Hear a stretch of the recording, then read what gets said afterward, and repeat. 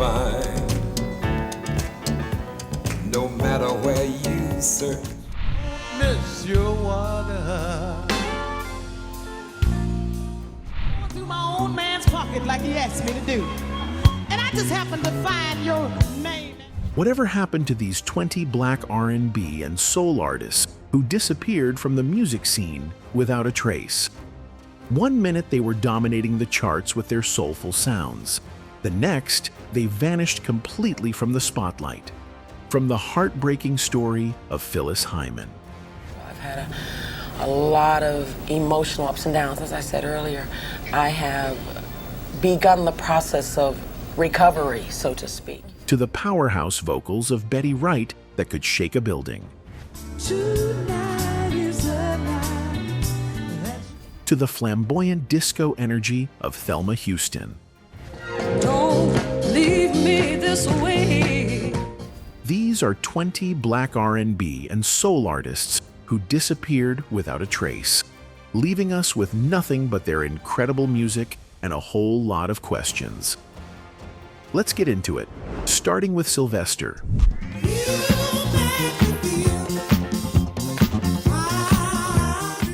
Sylvester was the embodiment of disco freedom. With his falsetto voice and flamboyant style, he wasn't just making music, he was making statements. Coming up in San Francisco's vibrant scene, he brought together gospel, soul, and disco to create something entirely his own. When he dropped You Make Me Feel Mighty Real and Dance Disco Heat, the world couldn't get enough of his energy and authenticity.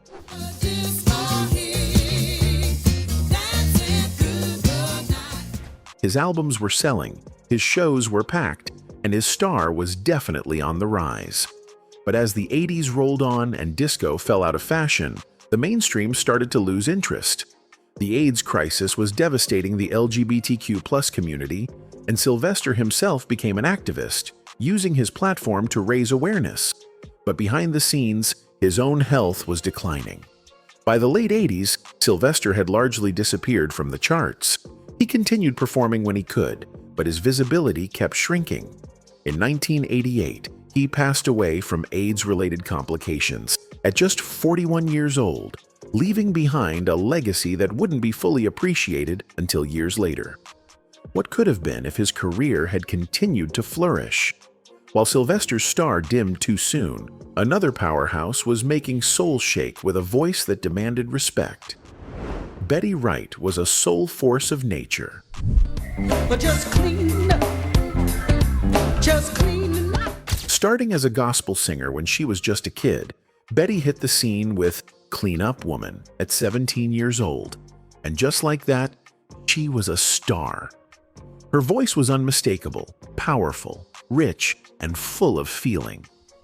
Throughout the 70s, she kept dropping hits like Tonight is the Night and Where is the Love, proving she was way more than just a one-hit wonder. Tonight is the night. By the mid-70s, Betty was everywhere. Her singles were climbing the charts, and she even won a Grammy for Where is the Love. She wasn't just performing, she was producing, writing, and arranging her own music in an era when women rarely got that kind of control. But as the 80s approached and musical tastes shifted toward electronic sounds and dance beats, Betty's raw, organic soul started to fall out of mainstream favor. The hits slowed down, and despite her incredible talent, Betty seemed to vanish from the spotlight. She kept recording and mentoring younger artists, but the mainstream had moved on. By the 90s, many casual music fans weren't even sure if she was still making music. She'd go from packed arenas to smaller venues, becoming one of soul's best-kept secrets, instead of the household name she deserved to be. But as Betty's raw soul gradually faded from the airwaves, a voice of haunting depth and emotional honesty was captivating listeners elsewhere. Phyllis Hyman had one of those voices that stopped you in your tracks. We'll stand the test of time. Deep, rich, and achingly emotional. Coming up in the 70s, she wasn't just a singer, She was a complete artist with model looks and theatrical presence. When she dropped You Know How to Love Me and Can't We Fall in Love Again, critics and fans alike recognized she was something special. Her career had moments of brilliance, performing on Broadway in Sophisticated Ladies, signing with Philadelphia International Records, and working with top producers like Tom Bell. Living All Alone became her signature ballad, capturing the sadness that seemed to follow her. But despite her talent, commercial mega success always seemed just out of reach. Behind her glamorous image, Phyllis was fighting battles with depression and the frustrations of never quite getting the recognition she deserved. Her label issues, romantic disappointments, and personal struggles took a toll. In 1995, hours before she was set to perform at the Apollo Theater, Phyllis took her own life at age 45, leaving behind questions of what could have been. Her disappearance from the industry came in the most tragic way possible, cutting short a career that should have reached much greater heights. From the depths of Phyllis's emotional range to the heights of vocal possibility, we turn to an artist whose voice could literally reach notes others could only dream of. Minnie Riperton possessed a vocal gift like no other.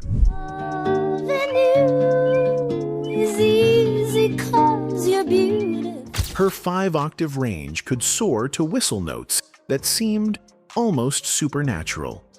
Starting with the psychedelic soul group Rotary Connection, she branched out solo and created her masterpiece, Perfect Angel, with Stevie Wonder producing behind the scenes.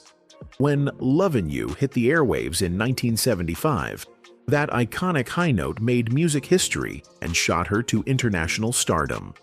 Just as her career was hitting its stride, Minnie was diagnosed with breast cancer.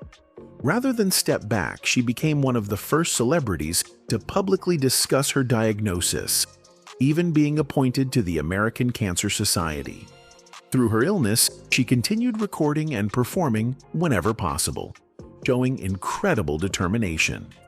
Tragically, Minnie's rising star was cut short when she passed away in 1979 at just 31 years old. Just like that, one of music's most extraordinary voices disappeared, leaving us with only a handful of albums to remember her by. Anyway, another angel voice songstress with a seemingly unlimited range was ready to take flight just as Minnie's wings were tragically clipped.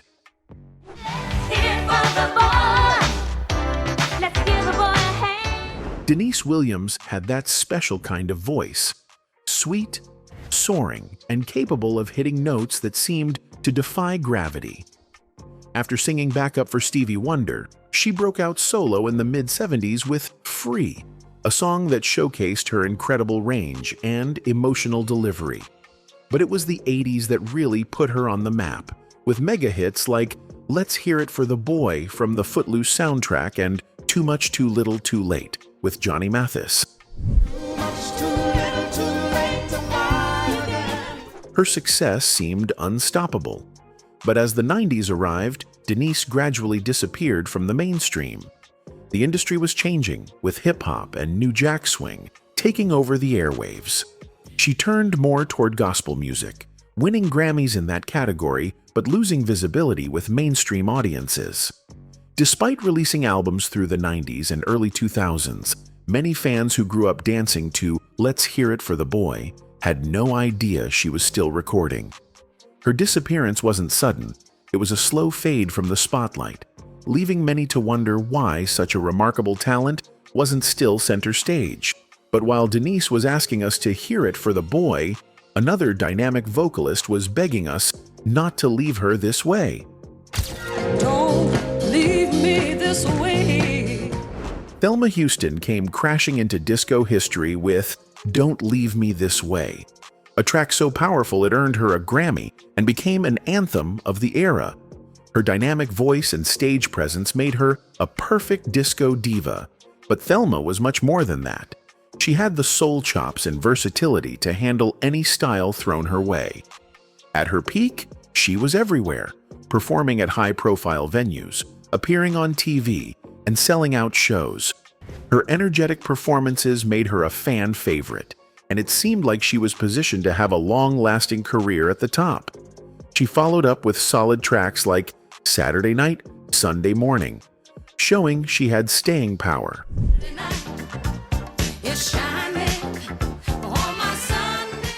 But when disco fell out of fashion, Thelma's career took a major hit. The mainstream music industry moved on to new sounds and faces, leaving Thelma, despite her incredible talent, largely relegated to the one-hit wonder category in the public consciousness.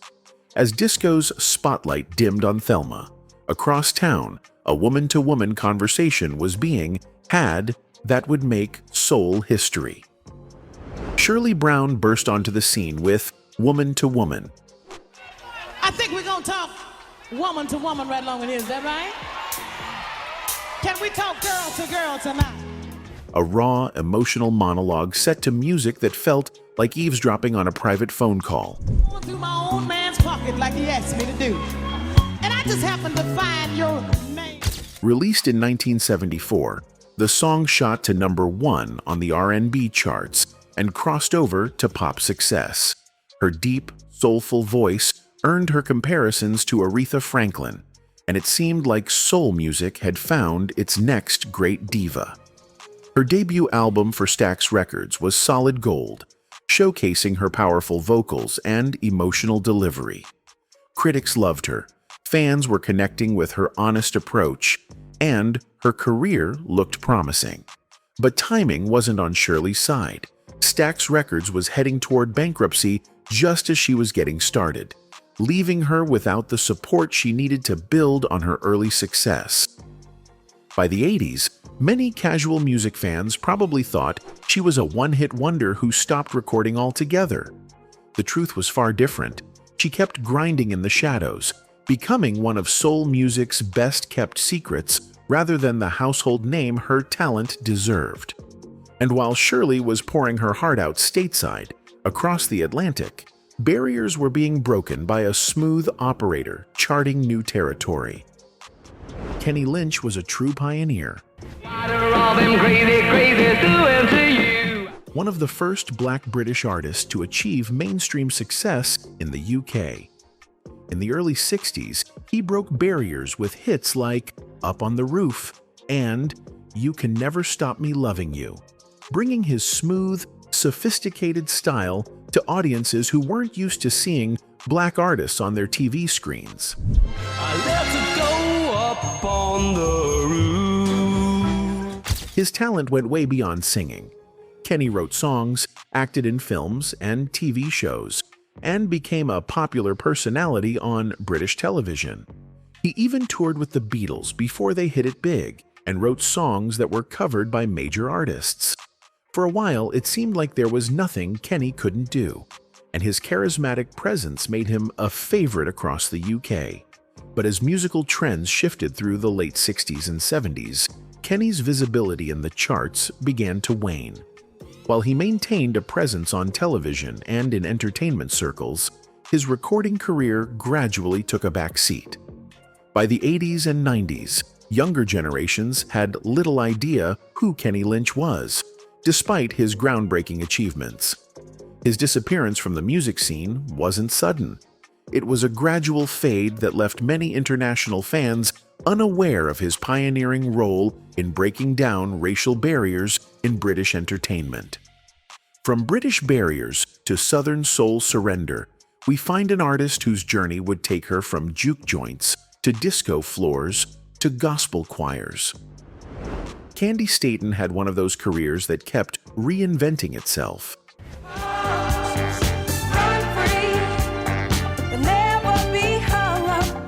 Starting in gospel before moving to Southern soul in the late 60s and early 70s, she recorded raw, emotional classics like I'm Just a Prisoner and her cover of Stand By Your Man.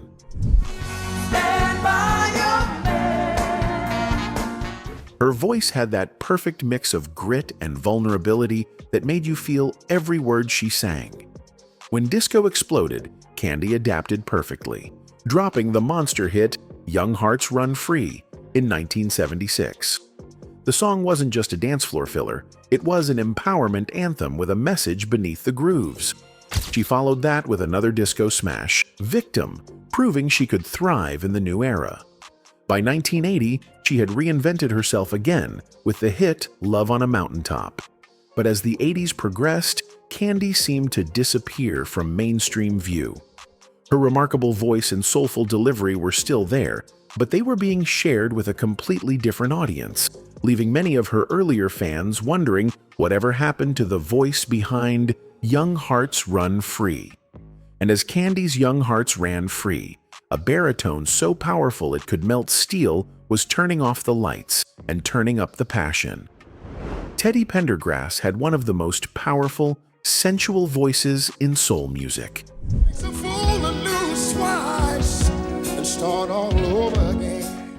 Rising to fame as the lead singer of Harold Melvin and the Blue Notes, with hits like If You Don't Know Me By Now, Teddy broke out solo in 1977 and immediately established himself as a force. His solo hits like Turn Off the Lights and Love TKO made him the ultimate romantic soul man of his era. His concerts were legendary, especially his famous women-only shows that sold out everywhere. Album after album went gold or platinum, and Teddy was undeniably one of R&B's biggest stars. With his commanding presence and unmistakable baritone, he seemed unstoppable, the heir apparent to the soul throne after legends like Otis Redding and Sam Cooke. But in 1982, tragedy struck when a car accident left Teddy paralyzed from the chest down.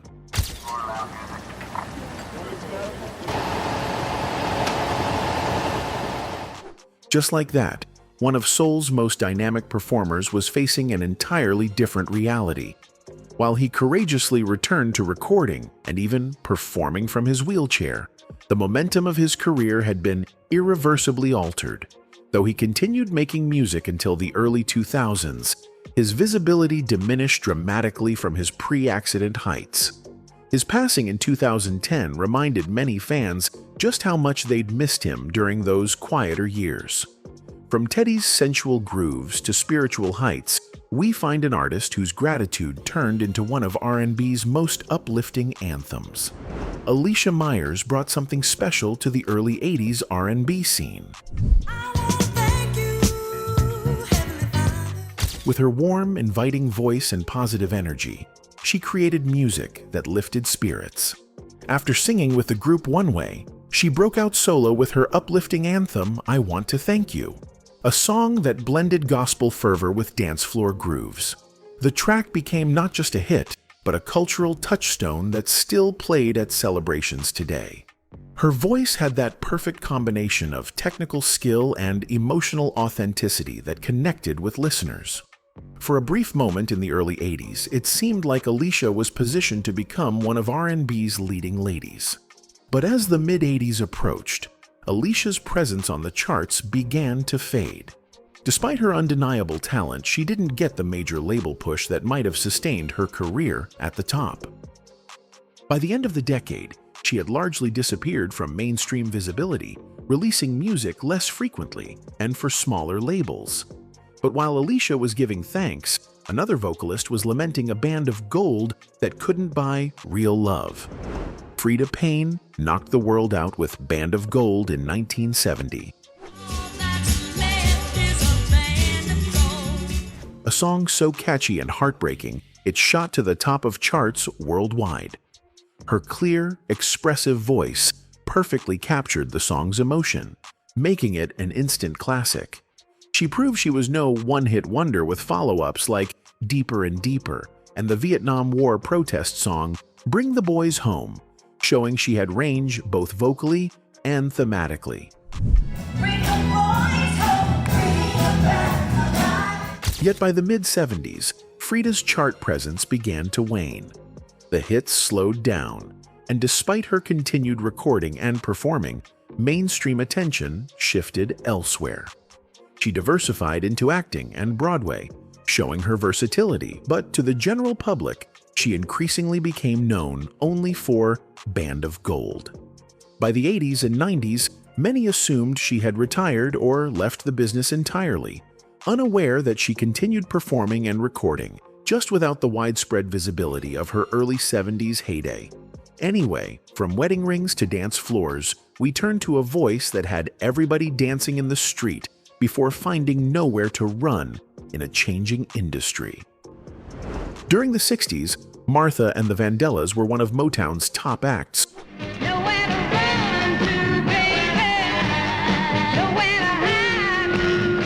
rivaling the Supremes in popularity at times. Their songs had a gritty, street-level energy that contrasted with the polish of some other Motown groups. Martha brought fire and passion to everything she sang, making her one of the era's most distinctive vocalists. But as the 70s arrived and Motown shifted its focus to other acts and eventually moved to Los Angeles, Martha and the Vandellas found themselves receiving less attention and promotional support.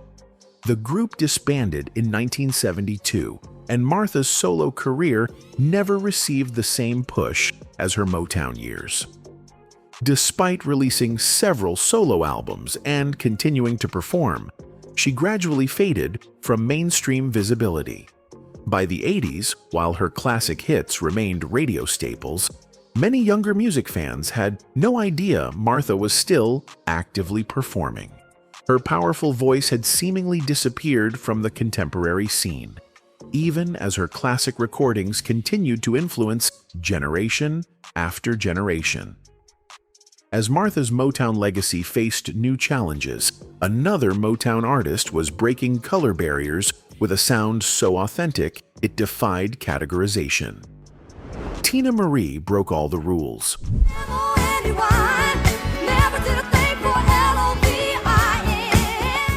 A white artist signed to Motown who sounded so soulful that many listeners assumed she was black until they saw her photo. When she dropped I'm a Sucker for Your Love with Rick James in 1979, it was clear that a major new talent had arrived. Through the early 80s, Teena was a constant presence on the R&B charts, respected by musicians and loved by fans for her authentic approach to black music.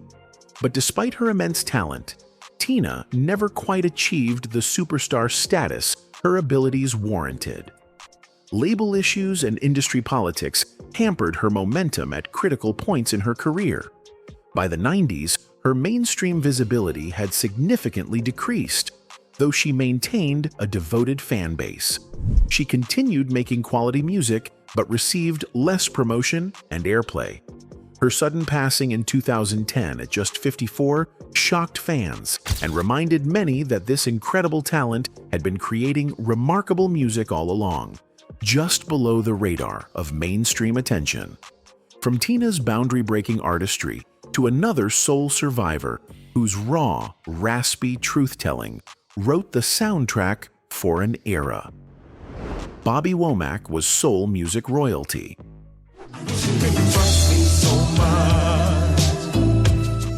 Starting out with his brothers in the Valentinos, he later wrote hits for other artists before establishing himself as a solo force in the late 60s and 70s.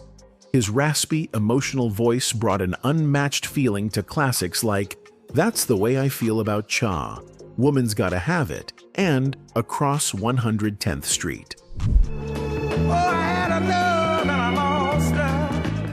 As a songwriter, guitarist, and vocalist, he was the complete package. The 70s were Bobby's golden era, but personal struggles, including battles with substance and health issues, began to take their toll. The hits became less frequent through the mid-80s, and by the 90s, Bobby had largely disappeared from mainstream visibility. Despite his legendary status among musicians and soul aficionados, younger generations were largely unaware of his continuing career.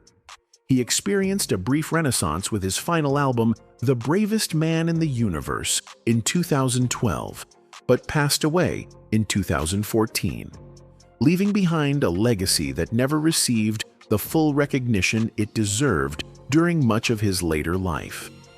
While Bobby was laying his soul bare across 110th Street, another powerhouse was reminding us, you don't miss your water till your well runs dry.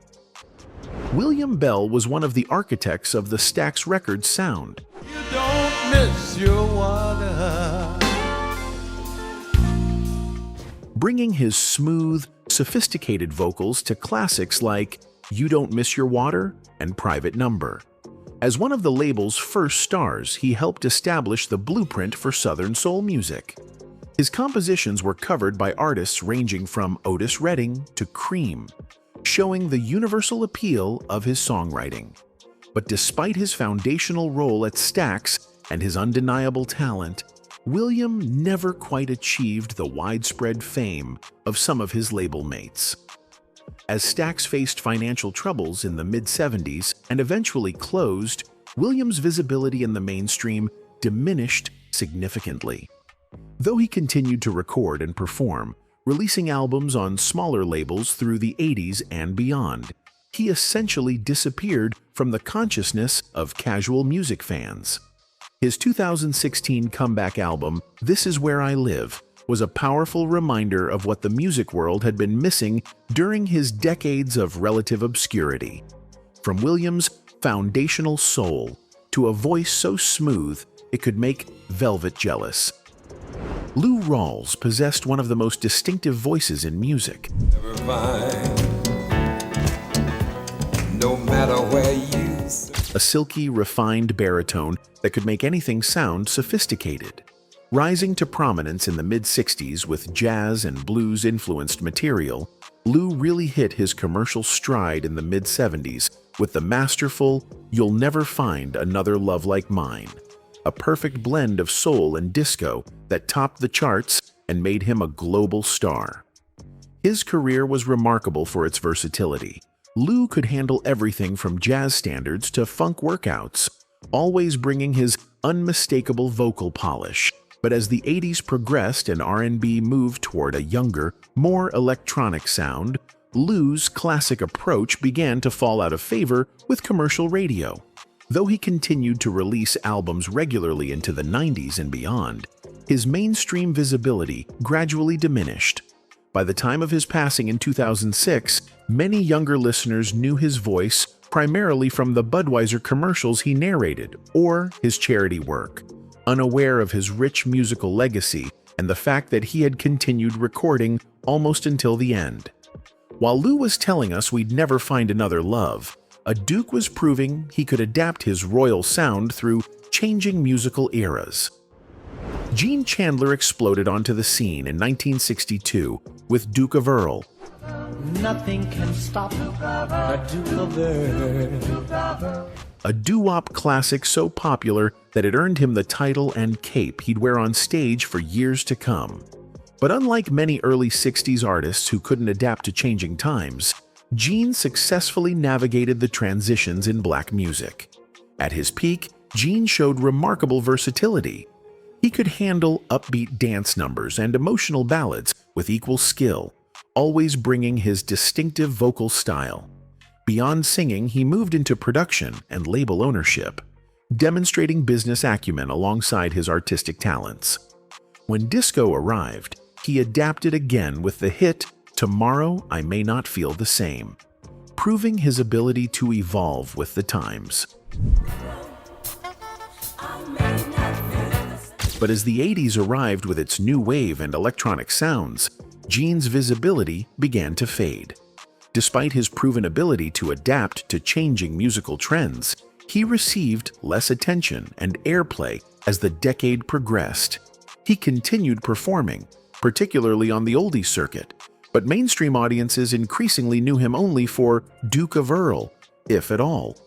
His gradual disappearance from contemporary music consciousness meant that one of R&B's most adaptable talents was reduced to a single hit in public memory, despite a career that successfully spanned multiple eras. All in all, these geniuses deserved more time in the spotlight, more albums to create, and more recognition while they were at their peak. They shaped the sound of soul and R&B before disappearing into the shadows of an industry that moved too quickly to the next trend. Their legacies remain unfinished symphonies, brilliant works cut short before reaching their full potential. Anyway, that's it for this video, folks. Bye.